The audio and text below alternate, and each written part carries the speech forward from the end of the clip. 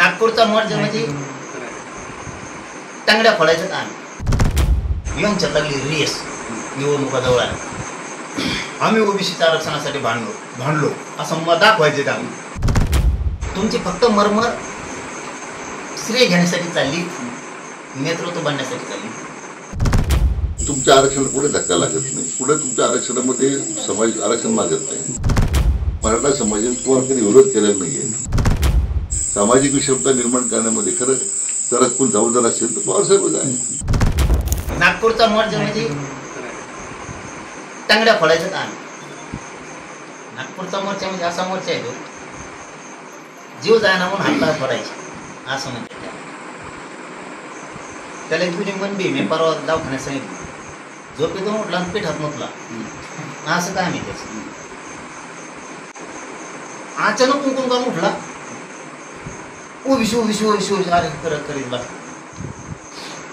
गडी गुटगुटीत होता. चिकना चुपट दिसाय. आता याला दिसतो पेव आता निळा पाळाय. हे नाही त्यानं काही गरज होती.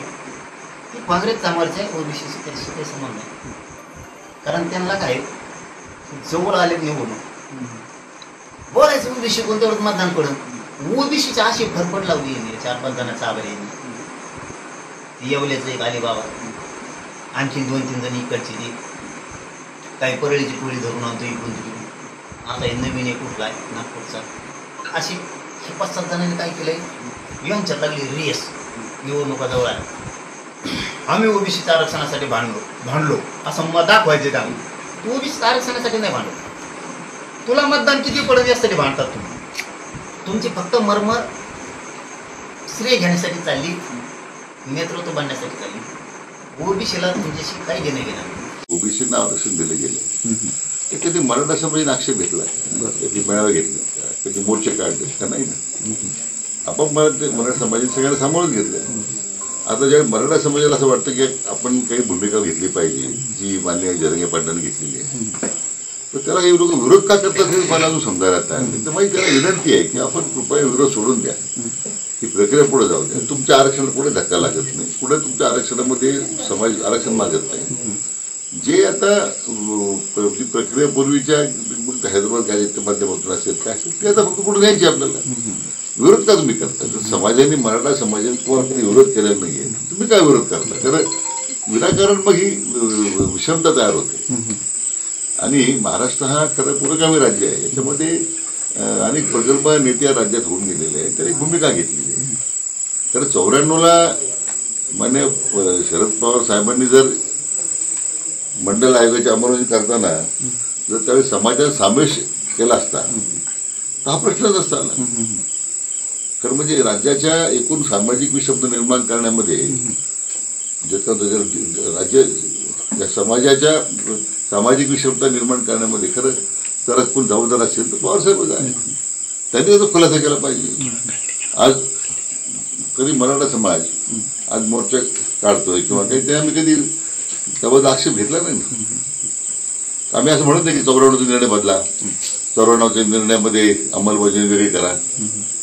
त्यामुळे त्यांचं आरक्षण संपतच आहे ना. 94चा निर्णय बदलण्याची भूमिका असती तर मला वाटतं ओबीसीच्या नेत्यांचा मी आक्षेप समजू शकला. गॅजेटला सहयोगी पक्षाचे मंत्री तुम्हाला विरोध करताना दिसत आहे. नागपूरला उद्या मोर्चा आहे ओबीसीचा, त्या संदर्भात काय बोलतो? नाही, मला वाटत नाही. असं आहे आता न्यायालयीन प्रक्रिया सुरू आहे. आता न्यायालयाचा निर्णय तो आपण मान्य करू ना. न्यायालय कधी भूमिका घेईल, उद्या आम्ही जी भूमिका घेतली त्या संदर्भात काही न्यायालयाची वेगळी मत असतील.